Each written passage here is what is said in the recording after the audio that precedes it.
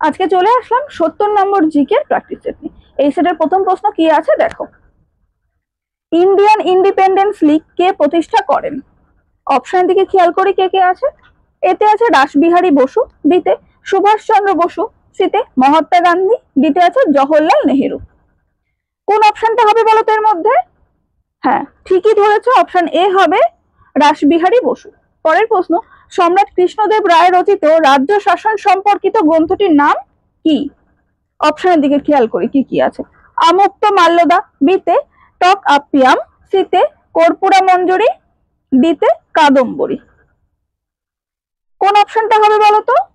Option A, Amuktamalyada. পরের প্রশ্ন, ভারতীয় সংবিধান অনুসারে কি প্রকারের নাগরিকত্ব প্রদান করা হয়?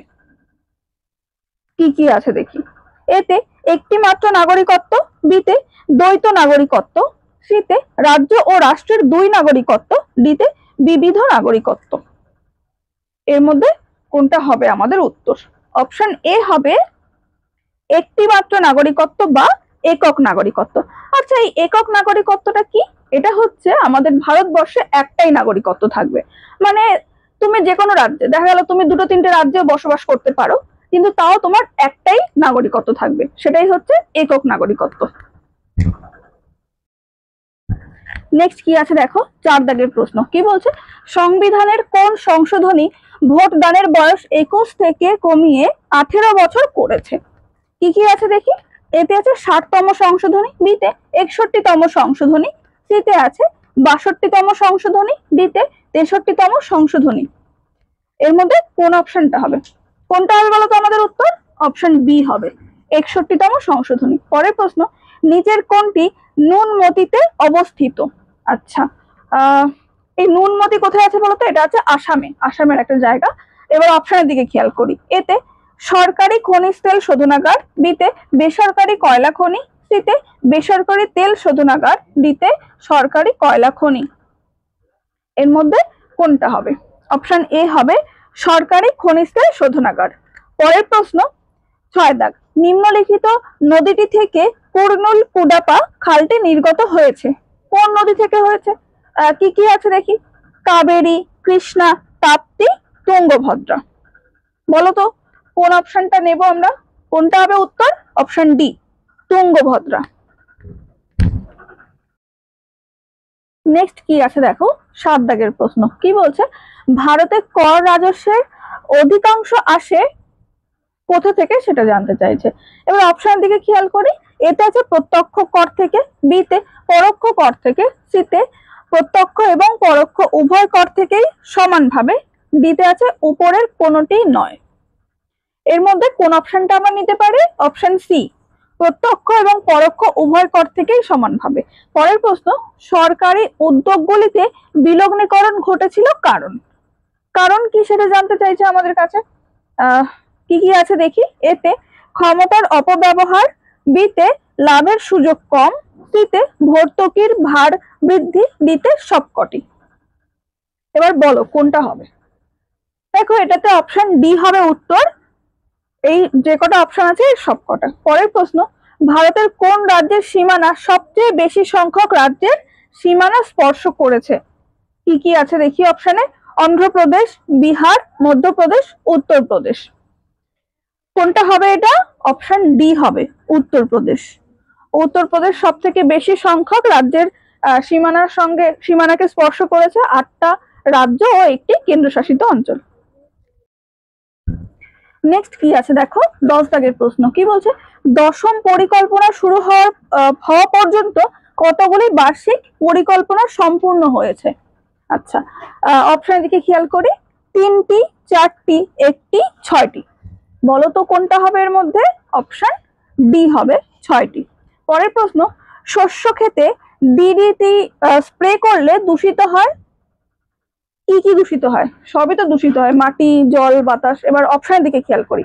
এতে শুধুমাত্র বাতাস, বিতে শুধুমাত্র বাতাস ও মাটি, সিতে শুধুমাত্র বাতাস, মাটি, জল, ডিতে আছে শুধুমাত্র বাতাস ও জল। আমরা তো এটা জানি কোনটা হবে। অপশন সি, শুধুমাত্র বাতাস, মাটি ও জল। আচ্ছা, পরের প্রশ্ন কি আছে দেখি।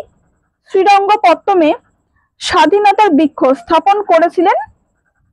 কে করেছিলেন সেটা আমাদের কাছে জানতে চাইছে। কে কে আছে দেখি। এতে হায়দার আলী, বিতে টিপু সুলতান, সিতে কিলিজ খান, ডিতে মুর্শিদ কুলি খান। বলতো কোন অপশনটা হবে? অপশন বি হবে টিপু সুলতান।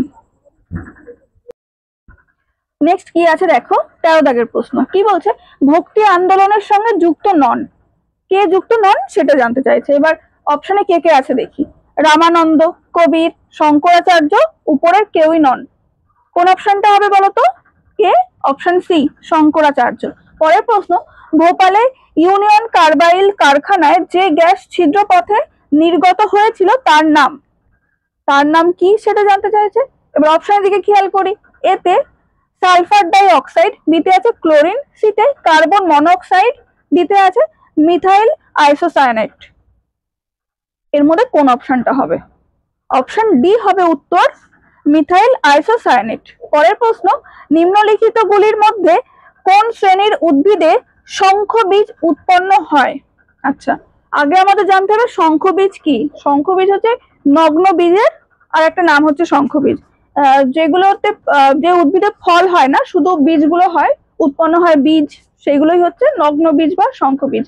আচ্ছা, এবার অপশনের দিকে খেয়াল করি। এতে গুপ্ত বীজি, বিতে ব্রায়োফাইটা, সিতে সমস্ত ভাস্কুলার বান্ডিল যুক্ত উদ্ভিদ, ডিতে আছে ব্যক্তবীজী। এর মধ্যে কোনটা হবে বলতো? অপশন ডি ব্যক্তবীজী উদ্ভিদ। নেক্সট কি আছে দেখো, 16 দাগের প্রশ্ন কি বলছে, ভারতীয় মহিলা কুস্তিগীর হিসাবে কে প্রথম অলিম্পিক মেডেল জিতেছেন? কে কে আছে দেখি অপশনে। এতে ববিতা কুমারী, বিতে কবিতা দেবী, সিতে আছে বিনেশ ফোগাট, ডিতে সাক্ষী মালিক। কোন অপশনটা হবে বলতো উত্তর? অপশন ডি সাক্ষী মালিক। পরের প্রশ্ন, এ ফাইন ব্যালেন্স বইটি কে লিখেছেন? আচ্ছা, কে কে আছে দেখি। অমিতাভ ঘোষ, অরবিন্দ আদিগা, শশী থারুর, রোহিন্টন মিস্ত্রি। বলতো কে? কোন অপশনটা হবে? অপশন ডি রোহিন্টন মিস্ত্রি। পরের প্রশ্ন, 18 দাগ কি বলছে, কোন রাজ্যে শবরীমালা শ্রী ধর্মশাস্ত্র মন্দিরটি অবস্থিত?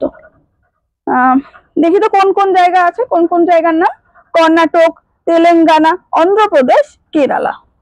বলতো কোনটা হবে? Option D Kerala. পরের প্রশ্ন, নবম শতকে কে বিক্রমশিলা বিশ্ববিদ্যালয় প্রতিষ্ঠা করেছিলেন? কে কে আছে দেখি। সামন্ত সেন, বল্লাল সেন, ধর্মপাল, গোপাল। কোন অপশনটা হবে এর মধ্যে? কোনটা নিতে পারি? Option C Dharmapal. পরের প্রশ্ন, 20 দাগ এই সেটের এটাই শেষ প্রশ্ন। আচ্ছা, নিতিন মাসির স্রষ্টা কোন লেখক? কে কে আছে দেখি। বীণা বসু, নবনীতা দেবসেন, সিতে আছে সুচিত্রা ভট্টাচার্য, ডিতে শীর্ষেন্দু মুখোপাধ্যায়। এর মধ্যে কোন অপশনটা হবে? অপশন সি হবে সুচিত্রা ভট্টাচার্য।